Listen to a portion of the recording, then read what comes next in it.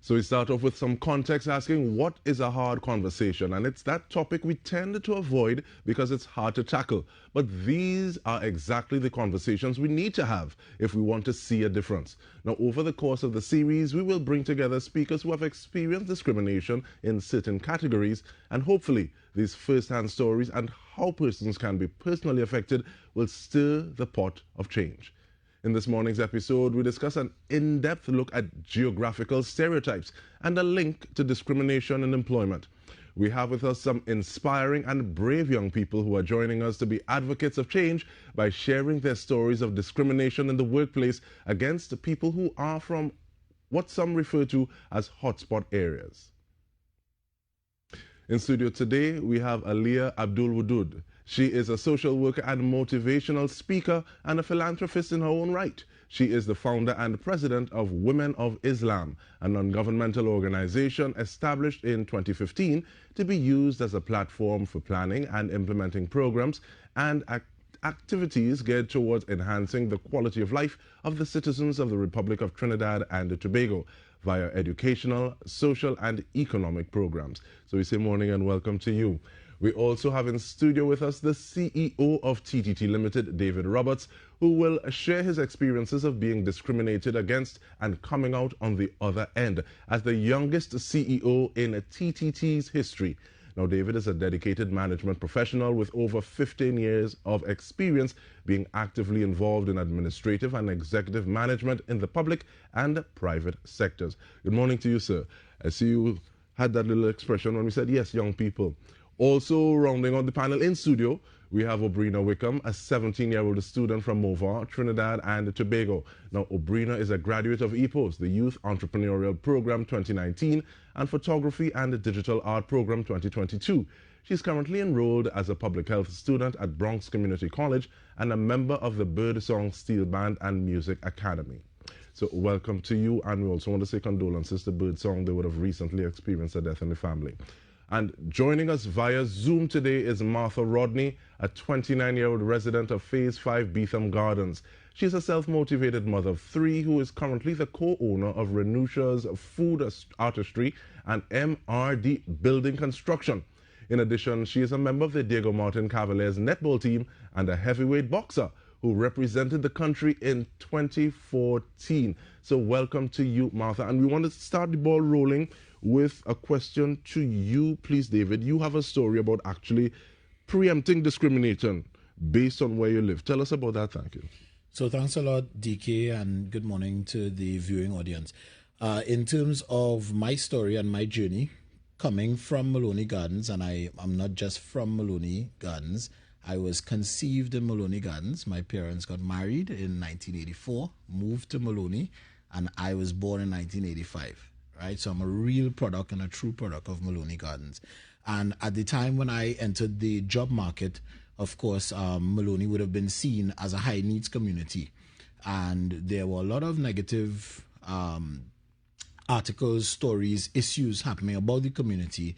And of course, I heard people speaking about issues around getting employment because of where they were from. So again, issues around gang warfare, drug trafficking, etc. So again, in terms of being proactive, I utilized for a very long time on my resume the address of a cousin of mine, which was nearby, but it was not my address. Again, because around the fear of not getting an opportunity that I would have been qualified for, or an opportunity that I would have been experienced for. So in that regard, I just kind of took front, as opposed to having one of these stories that persons were sharing with me. I decided to make the change in terms of having another address on my CV. And you're actually not alone on that, because I've heard stories of people say, yes, I'm from Red Hills, I'm from Darbody, and saying so it's close, and possibly even had somebody, if mail goes to them, they're able to ferry it to you, but at the same time, you know, and not necessarily mail still goes to my cousin. Now, Martha, let's bring you into the conversation, please. You have a story of not necessarily preempting the narrative like that, but if someone says, okay, well, you're from somewhere else, you're definitely not correcting them. Share that with us. Thank you. Well, because of fear and the idea of the stigma that people have when they hear you're from the ghetto, I remember when I worked in a particular restaurant, and when I started there, the manager was at me, marking me, just the idea that where I was from. And I said, you know what? I'm gonna let them see who is smarter at me, not because I'm from the ghetto, but to get to know me and get to know my personality. And then a few weeks after, they had hired a next young lady, and everybody was well and comfortable with me because they get to know me. And me and the young lady was talking, we connected, we understood each other. And then she asked, where you from? And I was like, I'm from Beatum. So she was in shock and she was like, I'm from Mova. So she was like, so at the same time, when we hear ghetto, why we just be so afraid because of what people may think or because of what they heard? And it just be so uncomfortable sometimes. That's why you doesn't really want to say where you're from. But at the same time, you still have to be proud of who you are and who you become at the same time. I want to thank you for sharing that and sharing some of that discomfort, and because this is part of the reason we're having these conversations.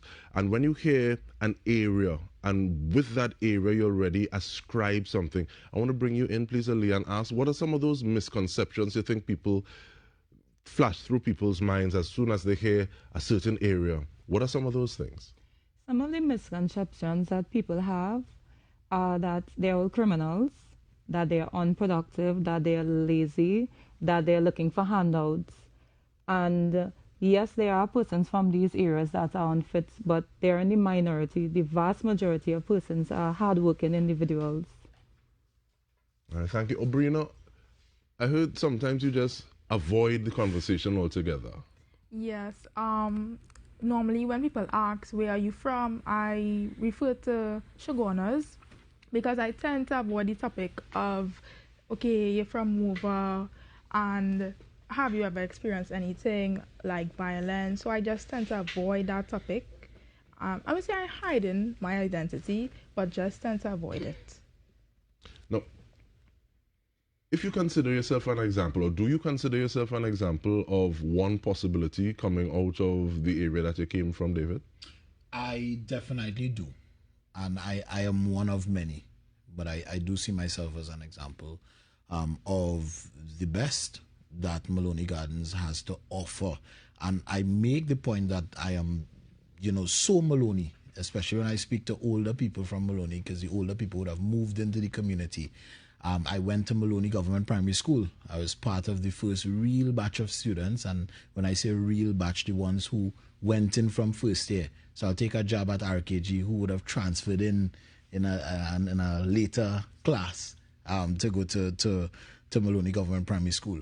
And I share that because the experience, especially in the early years, was all Maloney. So church in Maloney at the Dabadi Church of the Nazarene, school in Maloney, friends in Maloney, everything Maloney. Starting off in a building, initially, building 8, and then my parents moved us to a house in Maloney again, which was in secondary school. So a lot of my life experiences, very significant part of my life experiences are from that community.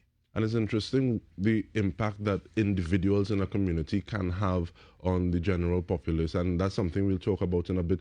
But Martha, there's a statement that you had in terms of Beatum knows Beatum, and I don't know if you want to transpose that to the conversation that you had with the young lady who said that she is from Mova, I believe. But explain that to me, please. Well, it's always have a saying where my parents does say, who feels it knows it.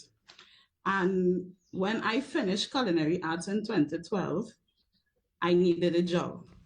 So I called my friend, I said, I need a job, I don't know where to go because of how things is going right now. So he said, I will call you back, I will talk to the boss because I believe he's from down by you.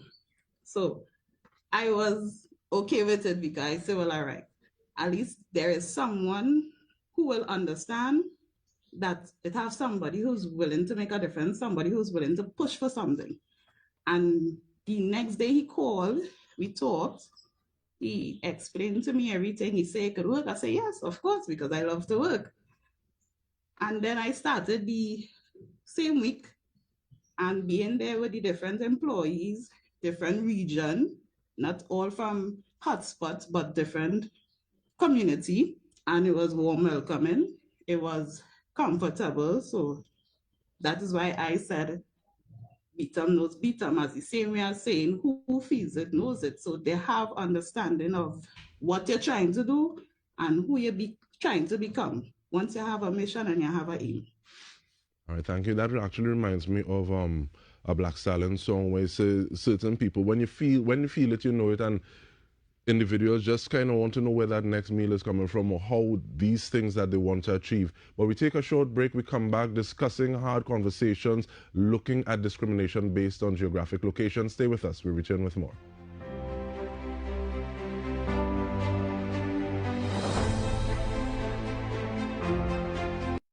The Atlantic hurricane season is here. Are you prepared?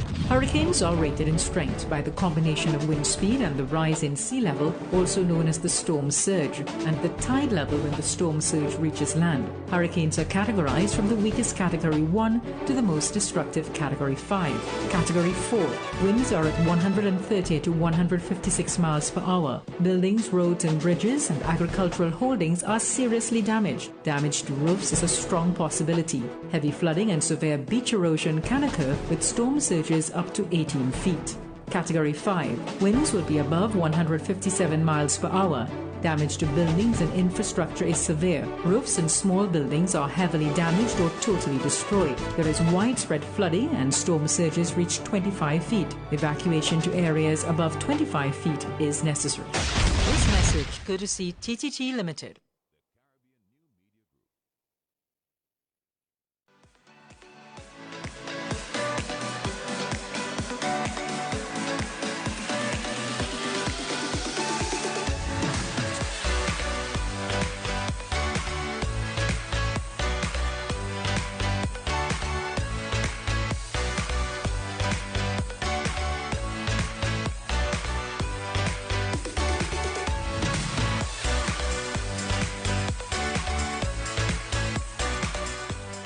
Line and Length, the #1 cricket program in the West Indies, is on TTT. Line and Length brings you up-to-date interviews, analysis, and highlights on the game in the region and internationally. Plus, there's an added bonus to receive a gift of gear each month with our grassroots program. Go to lineandlength.net to learn more. Line and Length in association with Massey United Insurance on TTT.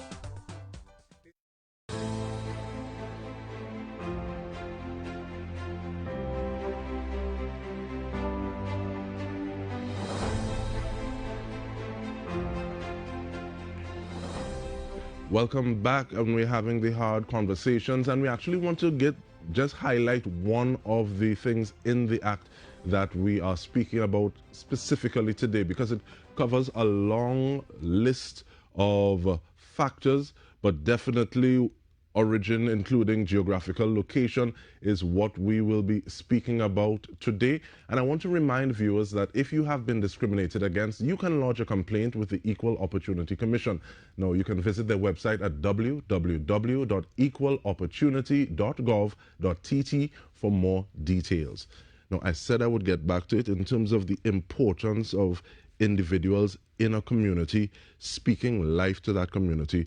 Even thinking about Maloney, there was the priest at the time, I think, of Catholic dispensation, who is now in Grenada. Thank you so much. And I think he's bishop now too. But having these people and saying, you can be, I see you as this seed, but I'm already looking at the fruit. How important is that, Miss Motivational Speaker? It is important to speak positively about yourself and your community, because when you speak positive about positivity, when you have a positive aura, it draws people to you, and it breaks the stigma, because you allow someone to see who you are and to, get the correct perception, right? So it breaks the stigma. So it's really important to speak positively. And I guess the mind will grow on what you feed it. So if you feed it with that positive, that is what it's going to focus on. That is what will expand. And like you said, that is that light that you will start to shine. But also in terms of light, you shed some light, please, Obrina. You have different experiences. How do some of those experiences help you to adapt to the situation that you'll be facing at that point in time? Honestly speaking, I have never had a difficult time adapting. I think I just, as you said, look at it as in a positive light and take my time to adjust, but I never experienced too much difficulty when it came to adapting. All right, and looking at yourself at this point where you are, David, and then you're looking back at a younger age, you claim that space and say, you even conceived in the area. What would you tell younger David as he's making that step towards where you are sitting now? I would actually continue to, or I would do what I did. I'll do it over. Growing up in that community and maintaining friendships and relationships in that community, and I visit my parents very often, and I try to maintain as best as possible a connection to my community, because it is important for persons within the community to know that it is possible. I am not special in the sense that it can't be done by someone else. You have to put in the work. You have to make difficult decisions. And I was speaking to someone last evening from another community. That person was from Borneo. And you're not going to be doing what the crowd is doing. But that is okay. Because when I look back, the reality is, when I look back at persons who were my age, some of them are deceased from Building 8, some of them are incarcerated, some of them are professionals, some of them are lawyers, some of them are doctors. But within that building, which has 64 apartments, so you have 63 neighbors when you live in a building in Maloney, there is a very, very wide spectrum in terms of issues and outcomes. And it is very easy to get sucked into the negative. I think in a lot of instances, persons who become successful move out of the area and a lot of times don't look back. So what is left in these communities are the negative representations of success, the fast way or the easy way. So I really do try to go back and not speak to the younger David, but speak to the younger ones who are there now to say, here's what I started on this journey. And I didn't go to any other primary school but Maloney Government Primary School. Right here, amongst Maloney people, our people. And I was able to do what was required. And it's available for you as well. I like the way that you took that and dealt with it practically. No, I'm not talking to younger David. Younger David is no longer there, but there are people who are there. And in terms of looking back, going back, Aaliyah, your experiences, how do they shape what you do now in terms of social work and philanthropy? How does that influence what it is you do now? My experiences shape what I do now because I know how it feels to feel invisible, to feel less than, to not have the opportunities that others would have had. And so that is why it's so important for me to continue working in these communities, supporting youths, encouraging them to enroll in the programs that are available by the government. And sometimes I participate in the programs with them as well. And you encourage them to Actually, and that point of invisibility and being seen makes me want to throw a question to you, Obrina, because looking at making your vision come to life is something that happens with photography. Does any level of that invisibility that Aaliyah would have been speaking about, did that play a part in why it is you decided, okay, well, this is something that I want to do?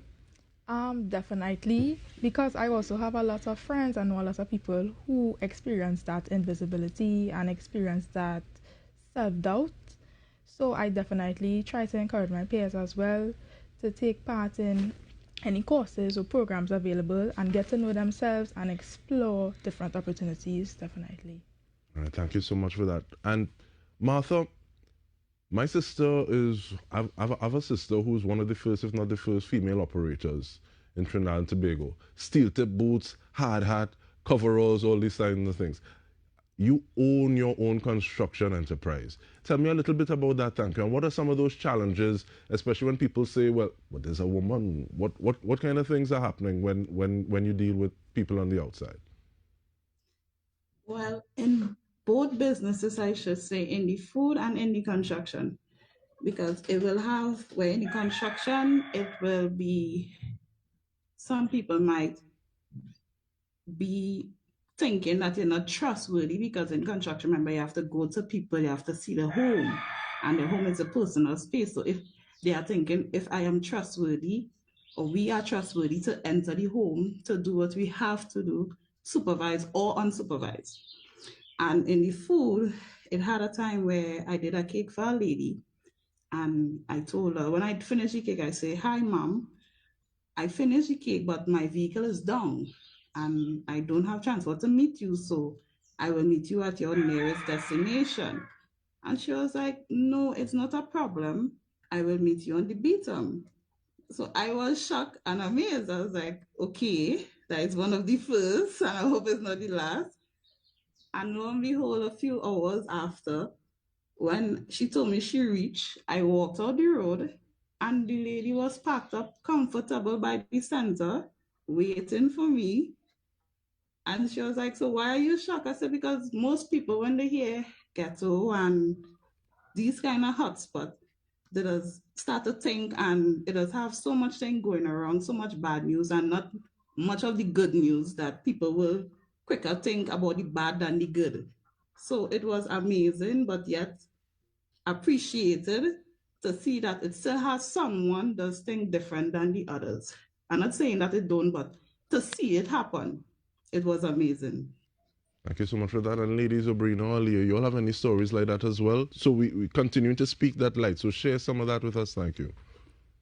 Well, I know of persons who went, well, not particularly her story, but in terms of discrimination, I know of someone who went on an interview, and when she said where she was from, the interviewer paused for a while. And she did continue the interview. However, she didn't get through, but at that moment, she knew she wasn't going to get through. So it's situations like this, when it comes to discrimination, that is very hard to detect. Yeah. Because it's something that nothing is really said, nothing written down. Yes. But at the same time, if you pass, the same way Martha is saying, who feels it knows it. Obrina, you have anything to add in terms of that? My opinion, honestly, is that not everyone tend to discriminate. For example, the lady, she came to Beatum and she had no problem with it. And I met a lot of people as well. They are from other areas as well, and they tend to relate with our situation. So they don't really tend to discriminate against us, but more understand why we act a certain way and probably do certain things and the approach they take. All right, thank you so much. And David, there's something you said a little earlier in terms of the fact that you said that of yourself, you're not special, but you put in work, there were opportunities. Do you think those opportunities are more personality driven, or is something that's woven into a process that can be replicated? So I think it is a process that can be replicated. And when I say I'm not special, we are all special, but not special from the standpoint of not being unique, in that it didn't stop with David Roberts in terms of the opportunities. Once you are committed to whatever field of endeavor, and it doesn't have to be academia, that was just the path that I decided to go down. There are persons who excel with work with their hands. There are persons who excel at craft. There are persons who excel at music. Whatever it is, there must be some level of commitment and understanding of what is required to be successful in this field, and the commitment to do what is required to get to the point of success, whatever your definition of success is. But it is, and the message that I want to share is really that it is available to all of us. It truly is. And I want people to know that. Thank you so much. And Martha, let me ask you, Because I want to go around and ask this question to the entire panel. Who are some of the individuals, persons, or community circles that really made a difference and have inspired you to be the best that you can be? And Martha, let me ask you thanks. There's a lot from growing up, from teachers like Mr. Wayne Jordan to sportsmen, because we have a few doctors, a few chefs, and not only from in the community, but let me say the world. And that is what has built our community also, because it's different race, different culture, different people. So sometimes it's just what you see where you are. You just have to take all the pieces that you think will make it better for you, will work for you. And that's what really keep me going, because as my mom always say, you can't want something for somebody and you don't want it for the self. So as we look at our community and people in our community, we just learn from them. Now, what they did, what they do, they never give up, they never stop fighting, they never stop going, no matter what people said, no matter what people do. As I said, as long as you have an aim and a mission and you know what you want to do in life, there is nothing can stop you. Now, you said never stop fighting, but Martha, representing Trinidad and Tobago in boxing in 2014, how did it feel to say, well, yes, Beetham's Finest is representing Trinidad and Tobago? What was going through your mind at that point in time? Well, first thing first, it was amazing, and especially with the coach I had, Mr. Kurt Sennett.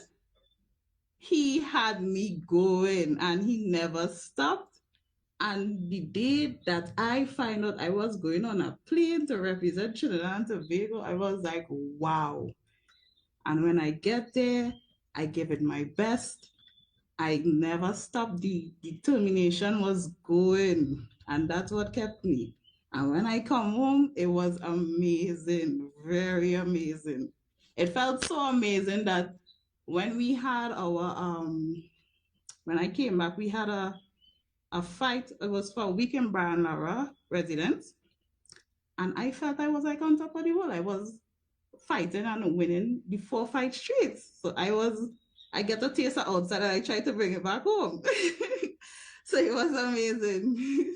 I think that's important too, as opposed to, you spoke about some people leaving a situation and saying not turning back at all. So I outside with that, but just bringing that joy, bringing that excitement, bringing it home as well, so other people can see what is possible for what can be achieved with someone from their community. Is it a person? Is it a place, Aliyah? Is it a teacher? Who's that someone who just inspired you? Well, there's someone who's inspired me presently. And I'm very inspired by Amilcar, and the work that he does. I have participated in some of the programs that EPOS Socio-Economic offer, and Amilcar he's down to earth. He's himself, the way how he dress. You know, he doesn't pretend to be, from a different community. He continues to inspire me daily. And I'm also inspired right now at this table. Quite frankly, we have an example right here. So a lot of examples to take from a lot of people that continue to inspire us daily. And it's a beautiful thing to be able to get that inspiration right from the people that you interact with, as opposed to you looking up to someone on a pedestal and saying, well, as opposed to this is a living, breathing person you can touch, you can see what it is they're doing, you can see the challenges they're facing. Brina, we're going to ask you just now, but we're taking a break. Stay with us. We'll return with more.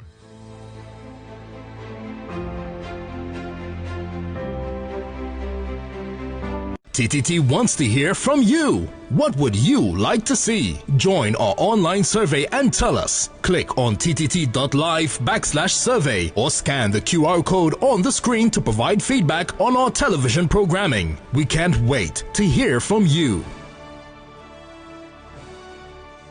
It's time to talk. Time to talk family. Let's talk. about the wide range of issues impacting families and destigmatized roles in family life. Let's talk. Parenting styles, family violence and parental support from men. It's family time. Let's talk. Sundays at 3 p.m. Send your questions live to TTT Live online Facebook page.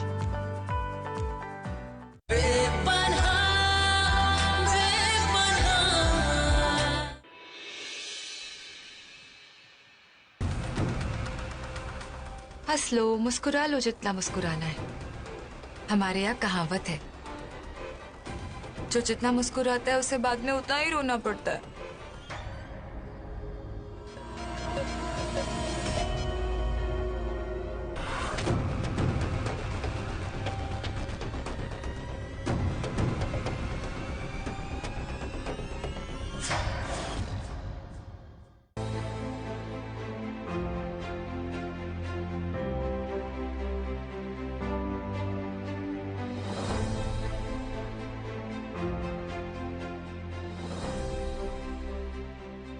Welcome back. We are having hard conversations about discrimination based on geographical location and Obrina, inspiration, influence, people challenging you to do better. Who are some of those individuals? Definitely my family motivated me to become better and trying my best in everything I do. And also my friends, we all inspire each other and motivate each other to continue striving and achieving our goals. Those two are definitely my biggest inspiration. And there are also many people in our community, they also inspire me because of they working hard and continuing to achieve things in their life. That also motivates me as well. Yeah. It's really nice because, you know, sometimes people think that you could only get knowledge, you could only get wisdom from somebody who have a pretty piece of paper. And sometimes we forget that common sense make before book sense. But you spoke of your experiences a little while ago, Obrina. Is there anything that you do a little differently now to deal with some of the stigma, or if you encounter stigma based on where it is you're from? If I do encounter it, I answer questions openly. I don't have a problem if anybody asks me, have you experienced violence, or did you see any sort of, have you experienced any sort of neglect as well? I answer questions openly. I don't tend to hide it, but I still try to avoid it as best as I can. So the way I'm hearing it is almost as though people kind of treat you kind of like a TV screen, looking to get experiences or visuals through you. That's correct? Sometimes, but I think most of them, they just are inquisitive because of your background. Yeah. Okay, thank you. I'll ask you the same question, please, David. So for me, the immediate inspirations would be my parents, both very hardworking and disciplined, different, but with areas of commonality, my immediate parents. And then I had the benefit of growing up in an extended home with my Tante Nola and Uncle Bruce when my mom would go to the States. Outside of my parents and my 63 neighbors in Building 8, I would have to single out Mrs. Luces, who would have been my Standard 4 and Standard 5 teacher at Maloney Government Primary School. And we've maintained a relationship over the years, but she was the person I first remember just really encouraging me to be the best version of myself and letting me know that I can achieve anything that I put my mind to. And she provided the support that sent me to QRC. And we've really maintained a relationship over the years, and she's continued to be a real source of encouragement for me. And let me get a little high man with it now. What I think you said is so powerful, but I'm taking away from it the name of that educator, Luces, as in light, and looking at education, the illuminate from within. So it just comes back full circle. But in terms of experiences, Aliyah, are there any ways that you would have dealt with stigma before, shied away from, or however you dealt with it? Do you deal with it different now through some of the things that you've learned, some of the things that you've done? Well, in the past, I've lived different areas throughout Trinidad and Tobago that are deemed hotspots. And usually when I speak to someone in the past, there's one particular area that I live, so I wouldn't say Bellevue, right, because of the stigma attached. I would say Long Circular. But now I would probably say that I used to live Bellevue, Long Circular, Road St. James, and I just encourage persons to come out and do the work in the community. Persons who because all these communities, we have doctors, we have lawyers, we have policemen. If everyone come and do the work and give back to their community, we could break the stigma. So I encourage persons to do the work in the community so that we could break the stigma. But that's what I do. I continue to do the work in the community. Fazer trabalho, do the work. And Martha, let me ask you that question, please, because you speak about there being good and surprises, so that woman coming and parking up by the center waiting for you. But dealing with stigma, what are some of those ways, coping mechanisms that you use? And is it a little different from what you would have used before? Yes, it is.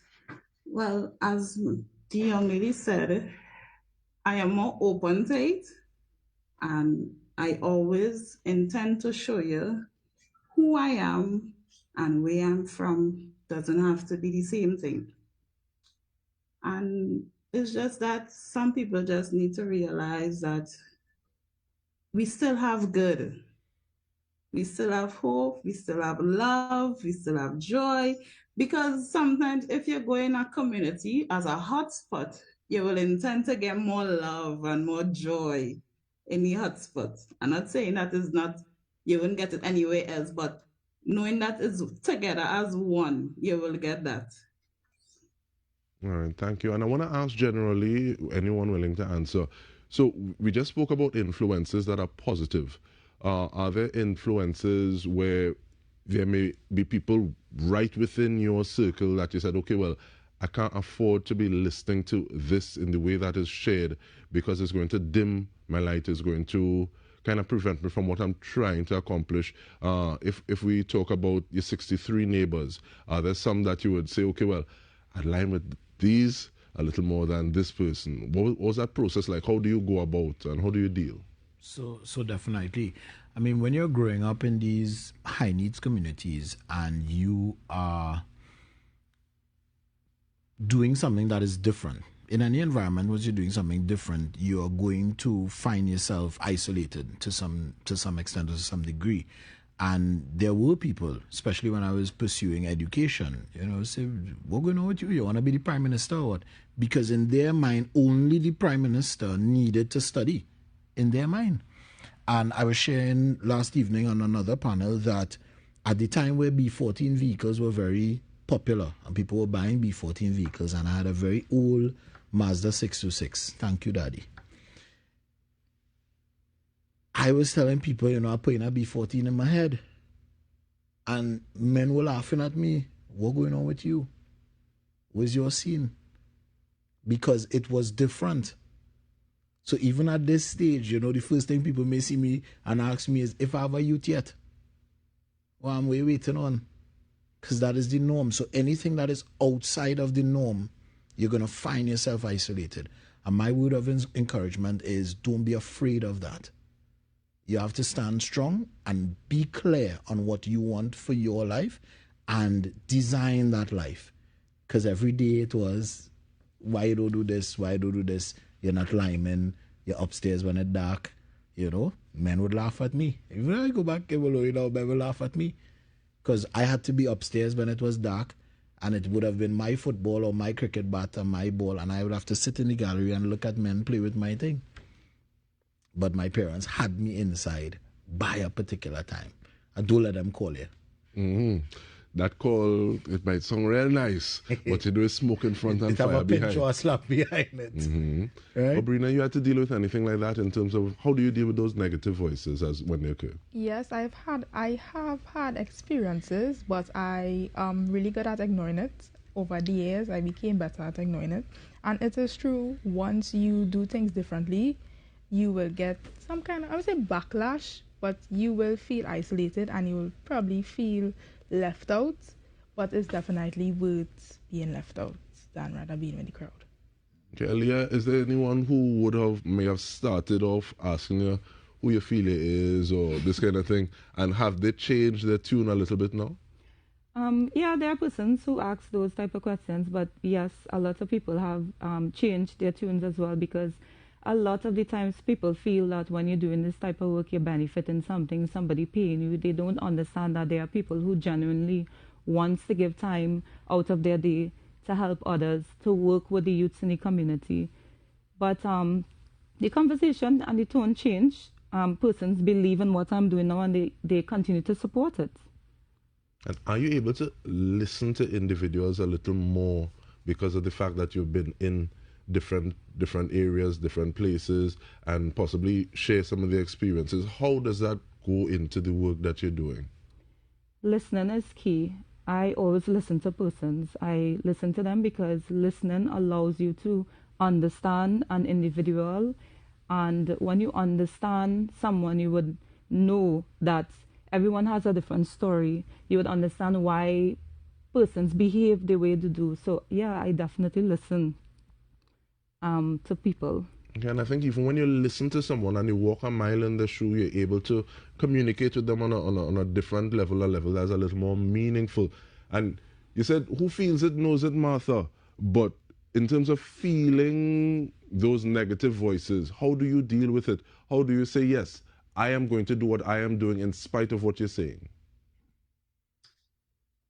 I just prove them wrong. That I say I can do it, and I show them I can. I keep going at it, never giving up. It may have a few times where you may feel less, and still never give up. All right, and we're not giving up, but we're taking a short break. Stay with us. We'll return with more.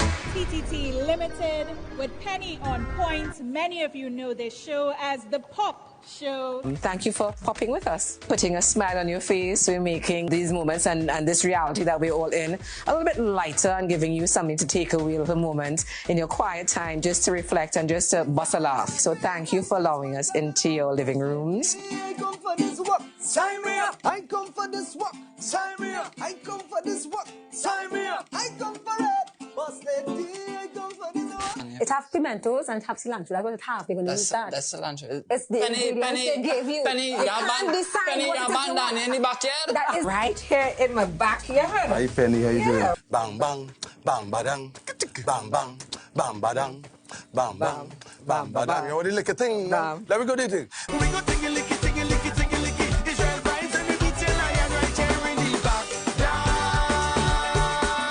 Jam, hey, go straight in the kitchen. Grab a pot and then start beating. You hear me?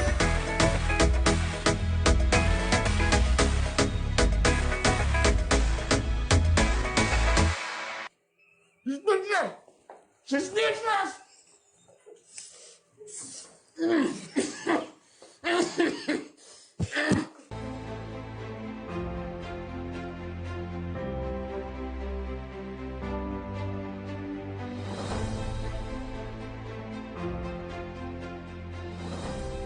Welcome back. We continue the discussion, the hard conversation hosted by the Equal Opportunity Commission. This one specifically looking at discrimination based on geographical location. We are all here. I'm very happy for the conversation, but we all have hopes and dreams, goals, aspirations. I want to fasten all your business a little bit, because if Voice is saying that we're far from finished. Obrina, what are some of those goals and aspirations that you have for yourself that you're working towards? Currently, I am studying public health, so I definitely want to get in healthcare, and I also want to advocate for mental health. Yeah, I'm currently looking into that. So those two things are on top of my list. I feel like you all should have a little conversation after this, Aliyah. Yes. So I continue with you. Thank you. So some of the things, one of the things that I definitely would like to do is open an orphanage, because there are orphan children that I continue to work with, and they're really dear to my heart. So I'd like to open an orphanage, a woman shelter, Those are the top 2 things that I hope to get support to do in the future. That dream does scare you? No, it's a passion, so I am not afraid. Proud of you. Talk to me, David. So for me, I can start professionally to continue the work that we're doing here at TTT Limited, driving relevance for our brands, having important conversations, and providing a platform for important messages that need to be shared with citizens. In terms of my community, continued cohesion and improvement in terms of the way that we interact with each other, taking responsibility for our actions. I had something that I used to say to young men in the community that, you know, when the place hot, not even the gallus could get through because no gal ain't coming and check you if bullets flying. So nobody getting through when the place hot, you know, so just understanding there are different ways for us to address concerns and to resolve conflicts. And you say that, and I think of some of the new things that are happening in the area. So I think King of the Cage is one, even looking at the pool and the possibilities so that people can pour the focus and energy into something a little different. But Martha, let me not exclude you. What are some of those things that you're working towards in addition to the businesses that you have, the family life that you're dealing with? What are some of those things that are on the front burner?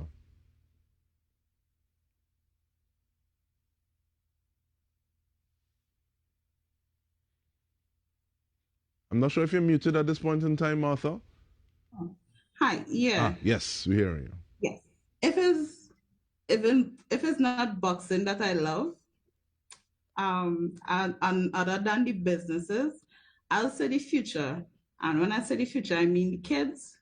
And as my mom will call me, jack of all trades and master of none. So I will continue down that path, learning, getting experience, exploring different things, different opportunity. And I just want to pass it on, as well as making way for the future, making way for my kids, showing them the right way, the right path. And don't be afraid to go out there to experience, show people who you are, not because of where you live, but show people who you are. That is just my hopes and dreams, to make it out there and make a difference. And you say that I'm a poor start to raise in terms of like making a difference and kind of paying it forward. But I want to add to that quota, Martha, because a jack of all trades but master of none is oftentimes better than a master of one. So do what you're doing. But I want to ask everyone though, what is one thing in the time that we have, what is one thing you want to tell others about discrimination or discriminating against someone because of where they grew up and reside? And also well, let's start with that, thank you. And Martha, I'll ask you, please. In terms of that, as we always say, don't be quick to judge, because sometimes the person that come from the beast area, gateway area, may be the same one to turn around to help us in the later on. And it's always so fortunate that most likely these things just happen. So still be nice, still have an open mind. It's never too late to learn. We make mistakes. Mistakes are meant to happen. That's how we go up the ladder. So never be afraid, never be too quick to judge, still have an open mind, and always have a goal and a mission. Not fearing failure. And if you start to talk to them about business, you might start to talk about failing fast and failing up. But what are some of those things in terms of sharing? If there's one thing that you want to share with people, one message you want to have through your experience, what would that be, David? Don't write off people based on where they're from. And, you know, you were speaking earlier about how people respond to finding out where you're from. And people who have met me in the later part of my life and don't know I'm from Maloney, when they find out I'm from Maloney, some of them are shocked. So I add to the shock factor by asking them, what does somebody from Maloney look like? You know, what does somebody from Maloney sound like? Because from a very early age, my mother ensured that I spoke properly. I was telling my wife I had to eat with knife and fork at home before we could eat with spoon. So I think I started to eat with spoon when I moved out from home. And I'd eat with a spoon today at home. So it is really just not to write off people based on where they're from, and to give them a genuine opportunity to prove themselves. based on merit as opposed to say, okay, well, origin. And Aliyah, add to that for me, please. What is that one message that you'd want someone to come away from this conversation thinking about? The one message is to, as you said, give everyone a fair chance, an opportunity, because everyone is unique. And just by shutting down that person, you may have shut down the one best thing for your organization. So give everyone a fair chance that they deserve. I like that you have people thinking about dollars and cents and say, this might actually be the worst thing for my company. Obrina, you have the final word. My only message to persons who are discriminated, who have experienced discrimination, is that don't let your identity, don't let where you're from consume your identity. Honestly speaking, there are so much other things and so much other experiences and opportunities available to let your geographical location influence and impact it so much that you shy away from your capabilities. Thank you so much, Obrina. We want to thank you as well, Aliyah Abdul-Wadud, Obrina Wickham, Martha Rodney, David Roberts, for sharing your journey and the hard conversations. Let's Talk Equality, hosted by the Equal Opportunity Commission and TTT Limited. Now, remember, you can visit the website at www.equalopportunity.gov.tt for more details. I'm DK Rostar. Join us again soon.